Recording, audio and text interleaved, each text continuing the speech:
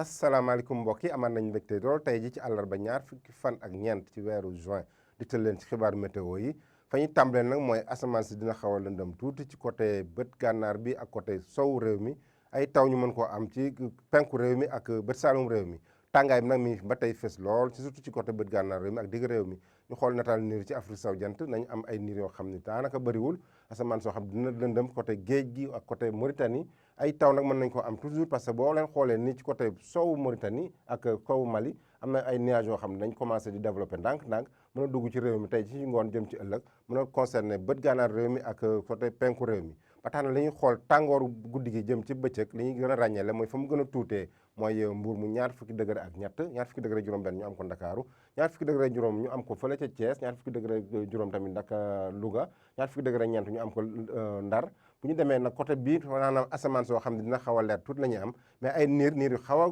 takku la ñuy am par yenn saa ñu mën am ay tiw ay wis par yenn saa lu mel ni Linguère Diourbel ak Fatick mais asamaan si dina lëndëm lool ci guddi gi tàngaay fa muy gën a fësee mooy côté bii côté bët penku réew muy Matam muy fanweer degré benn ñu am ko ci guddi gi ak ñaar fukki degré ñaar ñu am ko foofu ci Bakel mu mën a am ay taw foofu ci guddi gi Tambacounda naka noonu Kédougou ak Kaffrine ba Kolda ak Ziguinchor foofu tey ci guddi mën nañu fa ay taw yoo xam ne ay taw yu xaw a yemamaay la ñu am ay tepp-tepp mais du bëri noonu côté tàngaay bi tey côté Casamance nañu am Ziguinchor ñaar fukki degré ñeent naka noonu Sédhiou Kolda naka noonu ñaar fukki degré juróom-ñaar ñu am ko fële ca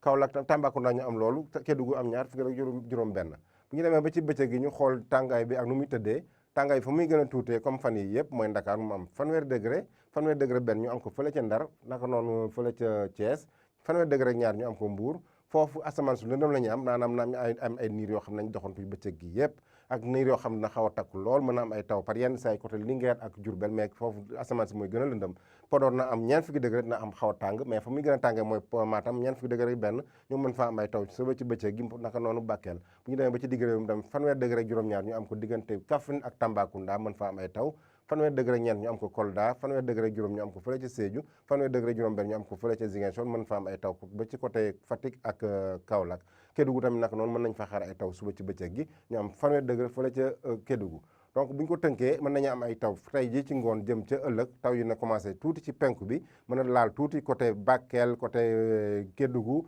côté Kaffrine moo foofu ci ëllëg mën nañ fa am ay taw yu xaw a yemamaay parce que taw yooyu vraiment suñu bokk baykat soxla nañ ko lool parce que fan yi am na tekkaaral mais ñi ngi am yaakaar lool tàngaay bi nag mi fi ba tey surtout ci digg réew mi Ndakaaru moom du tàng lool parce que fanweer degré lu tegal la ñu am diggante Ndakaaru ak Ndar donc loolu la ñu amoon di leen ko jox di leen dox di daje ba suba ak jàmm wasalaam